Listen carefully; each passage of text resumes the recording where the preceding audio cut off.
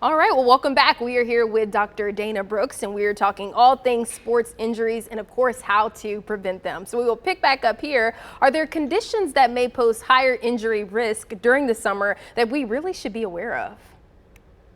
Yeah, good question. Alluded to it just a little bit earlier, but extremes of temperature. So when it's hot out there, when it's in the middle of summer here in North Carolina, it's 90 degrees. That's certainly going to increase your risk for dehydration and just pull water from the tissues. So really got to be careful when it's hot. And hydrating starts not just when you're playing that sport, but even the day before or a few hours beforehand. So that's something to be aware of. The other Okay. thing too is just uneven terrain on unfamiliar settings. So just making sure you're comfortable with where you're playing, or you've checked that out for potholes, for loose branches, things like that.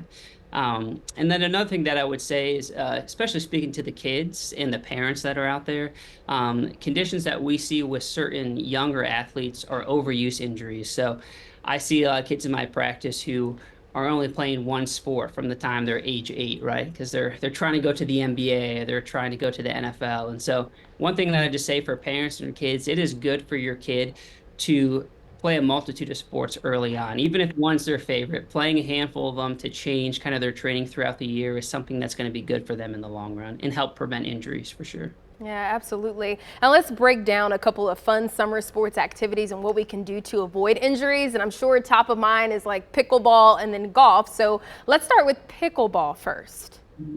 Yeah, pickleball. It's definitely blowing up here the last few years. We see a lot of pickleballers in our office that we're trying to get back onto the court. That one, I would say definitely things we talked about, a proper warm up, I think is important for that. Another thing, it's a lot of agility based and kind of smaller movements. So making sure the ankles have good mobility and you're doing some prehab or rehab for the ankles as well. That's something I think would be definitely important for pickleball. Oh, For golf, that's a great one too, right? You think it's not that dangerous, but you'll be surprised. You definitely get some injuries oh with golf. yeah. One thing I would say with golf is there's a lot of torque and there's a lot of pressure you put on your body when you're swinging.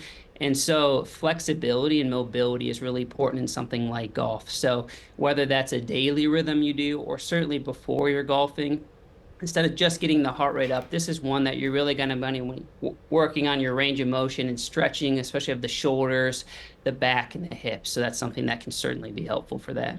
What's a third sport that comes to mind when we talk about summer? I don't know, swimming. What do you think? Yeah, swimming is important. Running, we don't think about that as a sport because sometimes we just do that for activity, but it's great. Running is good. We get outside, we get some sunshine and some vitamin D, and we're moving our muscles. One thing I'd say for running is, again, that dynamic warm up beforehand.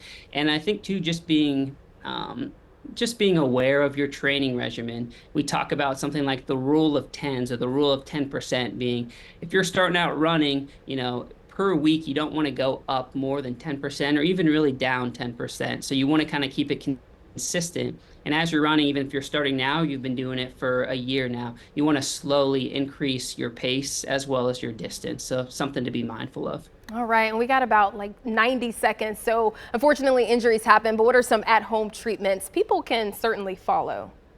Yeah. Yeah. So people have probably heard about the RICE mnemonic, right? Rest, ice, compression, elevation. So if you've had an acute injury, those are something that's good to do. Icing, usually if you're having swelling in the first 48 hours is good. I like then alternating ice and heat because ice can kind of stop your swelling.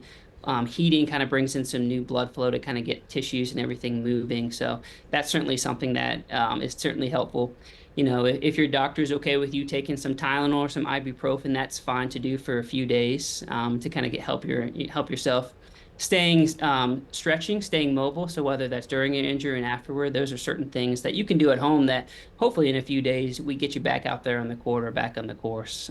But again, if in a few days that's not making, not helping, that's probably when it's a good idea to see your local doctor. All right, I like all of that. Thank you so much for your wonderful advice. This is a great conversation. And maybe you missed the entire thing. You can find our whole conversation on our website, WFMYnews2.com. We'll see you at 6.